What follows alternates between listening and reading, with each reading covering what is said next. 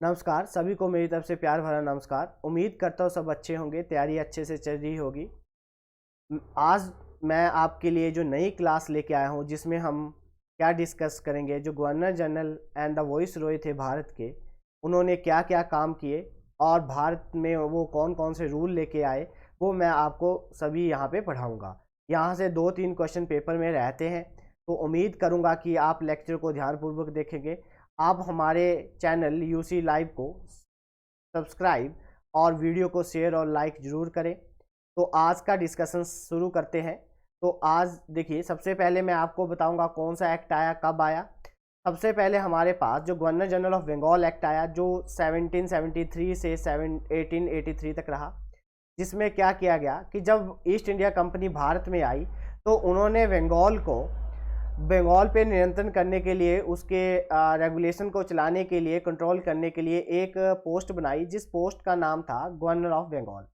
ठीक है, तो पेपर में क्वेश्चन आता है कि पहले गवर्नर ऑफ बंगाल कौन थे, तो कौन थे? फर्स्ट गवर्नर ऑफ बंगाल थे रॉबर्ट क्लाइव। ठीक है जी। फिर क्या हुआ कि जो अदर प्रेसिडेंसी थी, जैसे बॉम्बे थी, मद्रास थी, इनके खुद के गवर्नर हुआ करते थे, बट ये ज़्यादा टाइम के लिए नहीं रहा। जब हमारे पास रेगुलेटिंग एक्ट 1773 आया, उसमें जो पोस्ट थी गवर्नर ऑफ बंगाल की, उसको कन्वर्ट करके क्या बना दिया गया, governor governor general of Bengal. तो पेपर में क्वेश्चन आता है कि गवर्नर जनरल ऑफ बंगाल कब बनाए गए। तो जो रेगुलेटिंग एक्ट आया 1773 का, ये मैंने आपको पढ़ा दिया है। उसमें उनकी जो पोस्ट थी गवर्नर ऑफ बंगाल, उसको चेंज कर दिया गया और क्या बना दिया गया, गवर्नर जनरल ऑफ बंगाल। तो पहले जो भारत के जो पहले बंगाल के गवर्नर जनरल हुआ करते थे, जिनका नाम था वन हेस्टिंग। ठीक है जी। तो ये पहले क्या थे, गवर्नर जनरल थे, कहाँ के, बंगाल के। अब उसके बाद क्या आया, उसके बाद कहा गया, इस एक्ट में क्या कहा गया कि जो बॉम्बे और जो मद्रास के जो गवर्नर होंगे वो किसके अंडर काम करेंगे, जो गवर्नर जनरल होगा बंगाल का। पहले इनके गवर्नर जनरल खुद के हुआ करते थे, खुद रूल बनाते थे, बट अब इस एक्ट में कहा गया कि जो गवर्नर जनरल ऑफ बंगाल हुआ करेंगे, उनके अंडर ये जो बॉम्बे और मद्रास के गवर्नर जनरल काम किए करेंगे। अब क्या हो गया, अब उसके बाद नया एक्ट आया, जब हमारे पास गवर्नर जनरल ऑफ इंडिया बना दिया गया। पहले गवर्नर जनरल ऑफ बंगाल थे, फिर गवर्नर जनरल ऑफ इंडिया बनाया गया। तो कब बनाया गया, जब चार्टर्ड एक्ट 1833 पास हुआ, तब उस टाइम इस पोस्ट का, जो पोस्ट हुआ करती थी गवर्नर जनरल ऑफ बंगाल, उसको चेंज कर दिया गया, कन्वर्ट कर दिया गया किस पोस्ट में, गवर्नर जनरल ऑफ इंडिया। तो 1833 का जो चार्टर्ड एक्ट आया था, उसमें गवर्नर जनरल ऑफ बंगाल की पोस्ट को चेंज कर दिया और गवर्नर जनरल ऑफ इंडिया बना दिया गया। तो भारत के पहले गवर्नर जनरल ऑफ कौन हुआ करते थे, विलियम बेंटिक। इस पोस्ट का क्या काम था, ये जो पोस्ट बनाई गई थी किस पर्पज से बनाई गई थी, ये प्रशासन को देखती और अपना सारा का सारा जितनी भी रिपोर्ट है वो किसको सौंपती, जो जो हमारे पास डायरेक्टर होते थे, जो कोर्ट ऑफ डायरेक्टर हुआ करते थे ईस्ट इंडिया कंपनी को, उनको अपनी रिपोर्ट को सबमिट करता। अब उसके बाद नेक्स्ट देखिए, अब इस पोस्ट को चेंज कर दिया गया और इस पोस्ट को चेंज करके क्या बना दिया गया, वॉइस रॉय ऑफ इंडिया। ठीक है, अब इस पोस्ट को चेंज कर दिया और क्या बना दिया, वॉइस रॉय।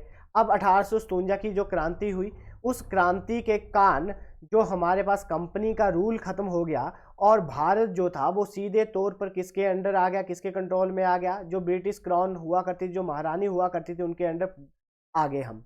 अब हमारे पास जितने भी रूल ब्रिटिश पार्लियामेंट में पास होते भारत के लिए, वो भारत में इम्प्लीमेंट होते।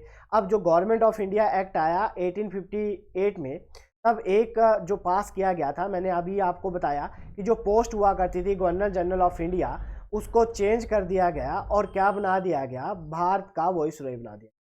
अब पोस्ट को चेंज कर दिया गया। अब जो ये जो वॉइस रॉय हुआ करता था, ये सीधे तौर पे किसके द्वारा अपॉइंट किया जाता, तो सीधे तौर पे किसके द्वारा अपॉइंट किया जाता, जो ब्रिटिश गवर्नमेंट हुआ करती थी, जो पार्लियामेंट हुआ करती थी, उसके द्वारा। ये जो वॉइस रॉय हुआ करता था, ये उन्हीं की कैबिनेट का एक बंदा हुआ करता था, जो भारत को रिप्रेजेंट करता ब्रिटिश पार्लियामेंट में। जो पहले वॉइस रॉय थे, जो वाइस राय हुआ करते थे पहले भारत के, वो कौन थे, वो थे लॉर्ड कैनिंग। कि भारत के पहले जो वाइस राय थे वो कौन थे, लॉर्ड कैनिंग। बात समझ में आ गई। ये जो सीक्वेंस था ये मैंने आपको पहले भी पढ़ाया हुआ है, एक बार आपका फिर रिवाइज हो गया, तो उम्मीद करूंगा कि आपका कोई भी क्वेश्चन गलत ना हो। अब इसके बाद चलो स्टार्ट करते हैं। अब जो पहले हमारे पास गवर्नर जनरल ऑफ बंगाल थे वो कौन थे? वन हेस्टिंग थे। 1773 में 1773 में क्या इंट्रोड्यूस किया गया, इनके द्वारा क्या शुरुआत की गई कि जो बंगाल में ड्यूल गवर्नमेंट, दोहरी सरकार थी, उसको समाप्त कर दिया गया। किसके द्वारा? वन हेस्टिंग के द्वारा। इंपॉर्टेंट है। इनके द्वारा सुप्रीम काउंसिल ऑफ बंगाल बनाई गई कि भाई बंगाल में सर्वोच्चतम परिषद बनाई गई इनके द्वारा। इनके द्वारा और क्या किया गया? जो एस्टिक सोसाइटी थी उसकी स्थापना की गई। किसके द्वारा? मतलब इनके टाइम में की गई। और किसके द्वारा की गई? विलियम्स जोन्स जो थे उनके द्वारा। जो मुगल के एम्परर थे जिनका नाम था शाह आलम द्वितीय, उनकी जो पेंशन थी उसको भी इन्होंने बंद कर दिया। किसने जी? वन हेस्टिंग ने। और क्या हुआ कि जो हमारे पास बंगाल में जो दार्ची की, जो मतलब जो द्विशासन प्रणाली थी, उसको भी इन्होंने क्या कर दिया? खत्म कर दिया। एक न्यू संस्कृत स्कूल खोला गया। और किसके द्वारा खोला गया? ये जो हमारे पास जोर्थन डेक्कन हुआ करते थे उनके द्वारा संस्कृत स्कूल ओपन किया गया। ठीक है जी। वो किसके टाइम में किया गया? जो वन हेस्टिंग थे उनके टाइम में। और क्या किया गया कि जो खजाना रखा जाएगा, अब कहाँ रखा जाएगा जी? कोलकाता में रखा जाएगा। पहले कहाँ रखा जाता था? मुर्शिदाबाद में रखा जाता था। कि जो खजाने का भंडार है उसको इन्होंने ट्रांसफ़र कर दिया और उसको कहाँ रखने की इजाज़त दे दी? कोलकाता में। ठीक है। अब इनके बाद कौन आगे? इनके बाद इन्होंने क्या किया कि जो पहला बंगाली गैजेट न्यूज़पेपर था जो भारत में चलाया गया, पहला जो भारतीय न्यूज़पेपर था जिसका नाम था बंगाली गैजेट, वो भी इन्हीं के टाइम में चला। इनके टाइम में पहला जो मराठा वॉर हुई थी, ये मैंने आपको पढ़ाई हुई है तो आपको पता होना चाहिए किसके और किसके बीच में हुई थी। जो सेकंड एंग्लो मैसूर वॉर हुई थी वो भी इन्हीं के टाइम में हुई थी। जो फर्स्ट रोहिला वॉर हुई थी वो भी इन्हीं के टाइम में हुई थी। जो सेकंड रोहिला वॉर हुई थी वो भी इन्हीं के टाइम में हुई थी। इन्होंने क्या करा? एक्सपेरिमेंटल ऑन लैंड सेटलमेंट, इनके द्वारा लैंड सेटलमेंट के लिए एक क्या किया गया? प्रयोग किया गया, जिसमें इन्होंने कहा कि भाई आपको जो भूमि है वो 5 सालों के लिए दी जाएगी। 1772 में इन्होंने बोला। बट इन्होंने 1776 में क्या किया? इसका जो मतलब 5 सालों की जगह इन्होंने क्या बोला? अब आपको जो ये भूमि दी जाएगी वो 1 साल के लिए दी जाएगी। और क्या हुआ इनके टाइम में? जो हमारी जो भगवत गीता है, ठीक है, उसको इन्होंने ट्रांसलेट कर दिया। उसका जो इंग्लिश वर्जन था, जो अंग्रेजी अनुवाद था, उसको इन्होंने मतलब जो गीता का जो हमारे पास जो गीता थी उसका इन्होंने क्या करवाया? अंग्रेजी अनुवाद करवा दिया। और वो किसके द्वारा किया गया? जो चार्ल्स हमारे पास बिल्किंस हुआ करते थे उनके द्वारा गीता का जो अनुवाद, अंग्रेजी अनुवाद किया गया था, किसके द्वारा? चार्ल्स बिल्किंस के द्वारा। इंपॉर्टेंट है, पेपर में, पीसीएस के पेपर में क्वेश्चन आ चुका है कि जो हमारे पास भगवत गीता का जो अंग्रेजी अनुवाद है वो किसके टाइम में हुआ और किसके द्वारा किया गया। तो मैंने आपको दोनों क्वेश्चन बता दिए। नेक्स्ट जो हमारे पास जो जो गवर्नर जनरल ऑफ बंगाल थे वो कौन थे? इनका नाम था जॉन मैकफर्सन। ठीक है, मैकफर्सन। इनकी जो ड्यूरेशन थी वो 1785 से लेकर 1786 तक रही। इनकी जो ये पोस्ट थी ये टेम्परेरी थी, मतलब परमानेंट नहीं थे। इनके द्वारा क्या किया गया? लोअर कोर्ट, जो निचली अदालतें थी, और अपीली अदालतों की स्थापना की गई। और क्या किया गया? परमानेंट सेटलमेंट, जो स्थायी बंदोबस्त था, इनके द्वारा इम्प्लीमेंट किया गया। कहाँ पे? बिहार में और बंगाल में। कब? 1793। और क्या किया गया इनके द्वारा?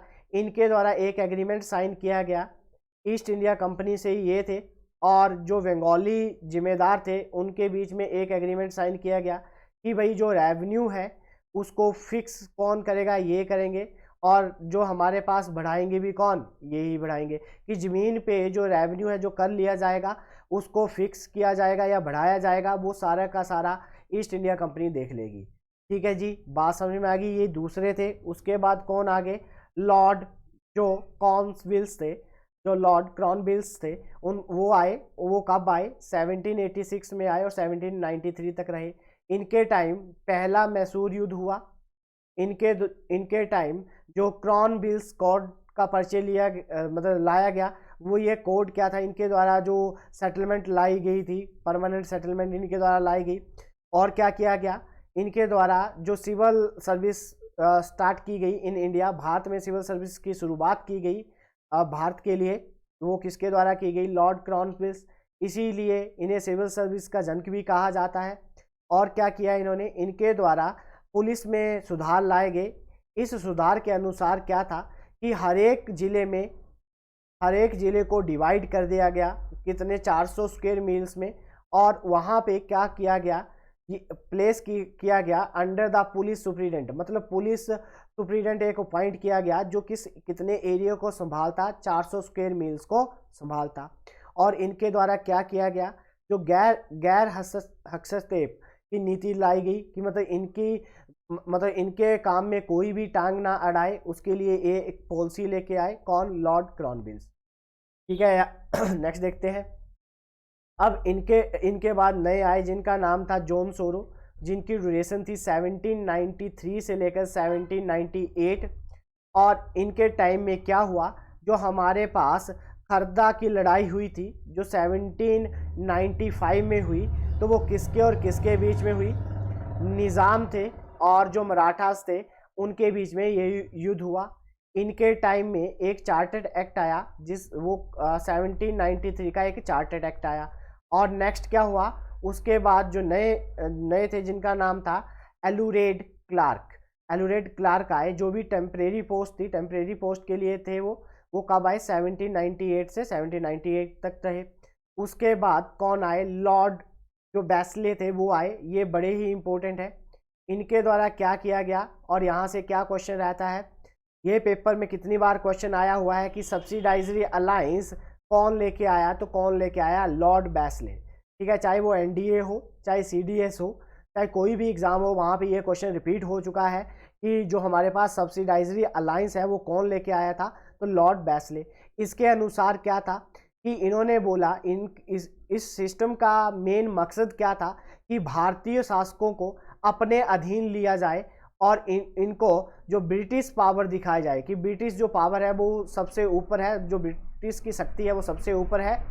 ठीक है, तो इसको साइन करने वाले जो पहले निज़ाम थे वो उनका नाम था निज़ाम अली, और वो कहाँ के थे, हैदराबाद के थे। कि इसके अनुसार क्या था, इस पॉलिसी के अनुसार क्या था कि भाई हम आपके राज्य को प्रोटेक्शन देंगे, आपकी जो सेना होगी उसको हम संभालेंगे। ठीक है, आपके अगर कोई अटैक करता है उसको भी हम देखेंगे, बट आपको अब हमारे अधीन काम करना है। मेन जो मुद्दा था वो ये था। अब और क्या किया इन्होंने, जो इनके टाइम में जो हमारे पास चौथा युद्ध हुआ था एंग्लो मैसूर, जो 1799 में हुआ था, वो भी इन्हीं के टाइम में हुआ था। जो सेकंड युद्ध हुआ था एंग्लो मराठा वॉर, वो भी इन्हीं के टाइम में हुआ था, जो 1803 से 1805 तक चला। इनके टाइम में क्या किया गया, एक कॉलेज ओपन किया गया जिसमें ये जो कंपनी के जो सर्वेंट हैं उनको क्या करते, ट्रेन करते। और ये कहाँ पे ओपन किया गया था, कलकत्ता में। इसीलिए इन्हें क्या कहा जाता है, father of the civil services in India, कि जो अधिकारियों को सिखाया जाएगा उनका जो कॉलेज है उसको ओपन किया था इन्होंने कोलकाता में। किसके द्वारा किया गया था, जो हमारे पास लॉर्ड बैस्ली थे उनके द्वारा। और इनके द्वारा क्या किया गया, विलियम्स कॉलेज खोला गया, कहाँ पे, कोलकाता में। इनके द्वारा कोलकाता में विलियम्स कॉलेज की स्थापना की गई। और क्या किया, 1801 में इन्होंने जो हमारे पास मद्रास प्रेसिडेंसी हुआ करती थी उसका गठन किया। 1801 में मद्रास प्रेसिडेंसी का गठन किसके द्वारा किया गया, लॉर्ड बैस्ली के द्वारा। क्लियर है जी। नेक्स्ट उसके बाद हमारे पास आ गए लॉर्ड क्रॉनवेल्स। ठीक है, ये भी टेम्परेरी पोस्ट थी। ये कब आए थे, 1805 में आए और 1805 में ही चले गए। उसके बाद हमारे पास कौन आए, जॉर्ज बार्लो। और इनके टाइम में इनकी जो ड्यूरेशन थी वो 1805 से लेकर 1807 तक रहे। इनके टाइम में क्या हुआ कि जो बेलोर था वहाँ के सिपाहियों ने विद्रोह कर दिया, जिसमें भारतीय सैनिकों ने कई अंग्रेजी अधिकारियों को मौत के घाट उतार दिया। ठीक है, इनके टाइम में जो युद्ध हुआ था, मतलब जो विद्रोह हुआ था, उसमें जो भारतीय सैनिक थे उन्होंने अंग्रेजी अधिकारियों को मार डाला। अब उसके बाद नए जो नेक्स्ट आए जिनका नाम था लॉर्ड मिंटो वन। ये कब आए, इनकी ड्यूरेशन थी 1807 से लेकर 1813 के बीच में। इनके टाइम में चार्टर्ड एक्ट 1813 पास हुआ। ठीक है जी। अब इस चार्टर्ड एक्ट में मैंने आपको बताया हुआ है मोनोपोली खत्म की गई थी। मैंने चार्टर्ड एक्ट आपको 1813 पढ़ाया हुआ है। ठीक है, तो उम्मीद करूंगा कि आपका कोई क्वेश्चन गलत ना रहे। नेक्स्ट इनके टाइम में और क्या हुआ कि एक संधि हुई जिसे अमृतसर की संधि कहा जाता है, बहुत फेमस है कि अमृतसर की संधि कब हुई, तो 1809 में हुई। और किसके बीच में हुई, ईस्ट इंडिया कंपनी और राजा रणजीत सिंह के बीच में ये संधि हुई थी। ठीक है, ये जो ड्यूरेशन थी ये किसकी थी, लॉर्ड मिंटो वन जो थे उनकी ड्यूरेशन थी। अब उसके बाद कौन आए, उसके बाद आए लॉर्ड हेस्टिंग। अब लॉर्ड हेस्टिंग की जो ड्यूरेशन थी वो 1813 से लेकर 1823 तक रही। इनके टाइम में क्या किया गया, इन्होंने क्या किया, जो बॉम्बे प्रेसिडेंसी थी उसका निर्माण इनके द्वारा किया गया, लॉर्ड हेस्टिंग के द्वारा। कब, 1818 में। इनके द्वारा और क्या किया गया, जो हमारे पास रैयतवारी जो व्यवस्था हुआ करती, जो प्रणाली हुआ करती थी, वो इनके द्वारा स्टार्ट की गई। कहाँ पे, मद्रास में। और इसमें जो सहयोग किया वो किसने किया, जो मेन बंदा था जो ये लेके आया, जिसने ये बताया था, वो कौन था, थॉमस मुनरो।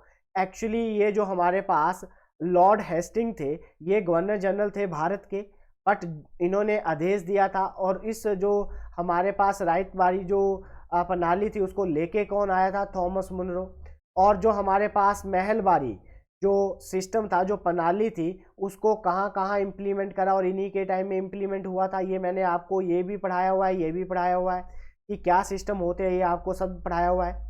अब इनके टाइम में इन्होंने कहाँ किया, जो महलबारी था वो सेंट्रल इंडिया, पंजाब और जो वेस्टर्न यूपी था वहाँ पे इन्होंने इसको इम्प्लीमेंट करा। जो हमारे पास लाइसेंस हुआ करता, जो सेंसरशिप हुआ करती थी प्रेस की, उसको भी इन्होंने छीन लिया, उसको ख़त्म कर दिया। अब और क्या किया, जो इनके टाइम में जो एंग्लो नेपाल जो वॉर हुई थी वो भी इनके टाइम में हुई थी। और इनके टाइम में बड़ी ही इंपॉर्टेंट संधि हुई थी, जिस संधि का नाम था संधि ऑफ सुगली।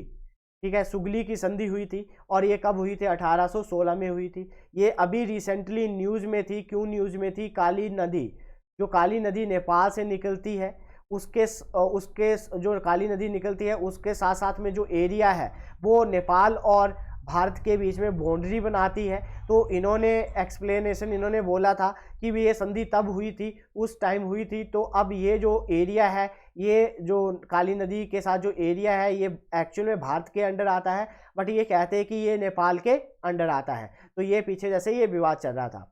अब क्या हुआ इनके टाइम में, और क्या हुआ कि जो हमारे पास थर्ड मराठा वॉर हुई, जो 1817 से लेकर 1819 के बीच में चली, और जिसमें जो मराठा था उनका पतन होने शुरू हो गया। ठीक है जी। अब इनके बाद कौन आए, इनके बाद आए लॉर्ड एडम। लॉर्ड एडम ने क्या बोला, जो लाइसेंसिंग रेगुलेशन एक्ट लेके आए कि हर बंदे को क्या है, लाइसेंस की जरूरत पड़ेगी, हर कोई काम करना है तो उसके लिए लाइसेंस होना चाहिए। अब और क्या किया गया कि इनके बाद और कौन आए, लॉर्ड जो हमारे पास एमरेस्ट थे वो आए।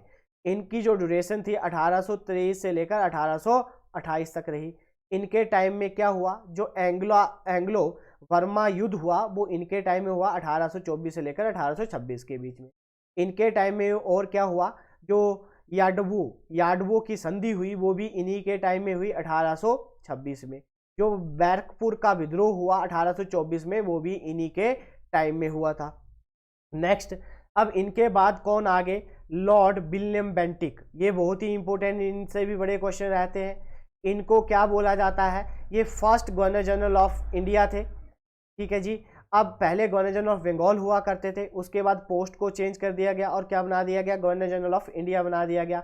इनको लिबरल गवर्नर जनरल भी कहा जाता है। भारत का लिबरल गवर्नर जनरल मतलब उदारवादी गवर्नर जनरल के रूप में इनको जाना जाता है। इनके द्वारा जो बंगाल सती रेगुलेशन था वो लेके आए 1829 में। चार्टर्ड एक्ट इन्हीं के टाइम में पास हुआ था 1833, जिसमें पोस्ट का नाम गवर्नर जनरल ऑफ बंगाल की जगह क्या कर दिया गया, गवर्नर जनरल ऑफ इंडिया कर दिया गया। और इनके टाइम में सेंट हेलिना अधिवेशन भी पास हुआ था 1833 में। और क्या हुआ, इंग्लिश एजुकेशन एक्ट लेके आए कब, 1835 में, इन्हीं के टाइम में आया। अब जो 1829 में सती प्रथा को ख़त्म किया गया था, जो सती प्रथा को ख़त्म किया गया था उसमें क्वेश्चन बनता है कब ख़त्म किया गया था, 1829 में। और इसमें जो हेल्प की थी, जो भारतीय थे उन्होंने हेल्प करी थी, उनका क्या नाम था, राजा राम मोहन राय। और इन्होंने और क्या किया, जो ठग्स थे उनको भी इन्होंने सप्रेस करा, उनको भी ख़त्म किया। उनका जो उन्होंने हमारे पास जो फैला के रखा हुआ था, जो स्प्रेस मतलब उनको ख़त्म किया। अब और क्या किया, इनके द्वारा मेडिकल कॉलेज खोला गया और हॉस्पिटल खोला गया, कहाँ पे, कोलकाता में। अब इनके टाइम में इन्होंने क्या बोला कि जो भाई अंग्रेजी होगा, वो अंग्रेजी जो माध्यम है हायर एजुकेशन के लिए, जो भाषा रहेगी वो क्या रहेगी, आपकी अंग्रेजी भाषा रहेगी। तो ये किसने बताया था, जो हमारे पास मैकले मिंट्स एजुकेशन रिफॉर्म आया था 1835, वेरी वेरी इंपॉर्टेंट है कि कब आया था, 1835 में आया था। इसमें क्या कहा गया था कि हायर एजुकेशन के लिए, अगर आपको हायर एजुकेशन करनी है तो आपको अंग्रेजी आनी चाहिए, ठीक है जी। और क्या किया गया कि जो भ्रूण हत्या की जाती थी, जो बाल बलि दी जाती थी, उसको भी इन्होंने ख़त्म किया। इनको और क्या कहा जाता है, father of modern western education in India, की जो पश्चिमी शिक्षा, आधुनिक पश्चिमी शिक्षा के जनक किसे कहा जाता है, तो किसे कहा जाता है, जो हमारे पास ये थे लॉर्ड विलियम बेंटिक। और इन्होंने और क्या किया, जो मैसूर था उसको भी अपने राज्य में शामिल कर लिया 1831 में, ठीक है जी। उम्मीद करता हूँ आपको यहाँ तक समझ में आया होगा, क्योंकि मुझे किसी बच्चे ने कहा था कि सर थोड़ा सा फास्ट पढ़ाएं, तो मैं थोड़ा फास्ट पढ़ा रहा हूँ। अगर किसी को कोई इशू होगा तो वो मुझे कमेंट कर दें, मैं थोड़ा अगली वीडियो में थोड़ा धीरे पढ़ाऊँगा, ठीक है जी। नेक्स्ट, अब ये जो हमारे पास नेक्स्ट जो है, हम नेक्स्ट क्लास में करेंगे इसके बाद। उम्मीद करता हूँ आपको समझ में आया होगा, ठीक है। आप वीडियो को शेयर, लाइक और कमेंट जरूर करें, और हमारे यूसी चैनल को सब्सक्राइब जरूर करें। धन्यवाद।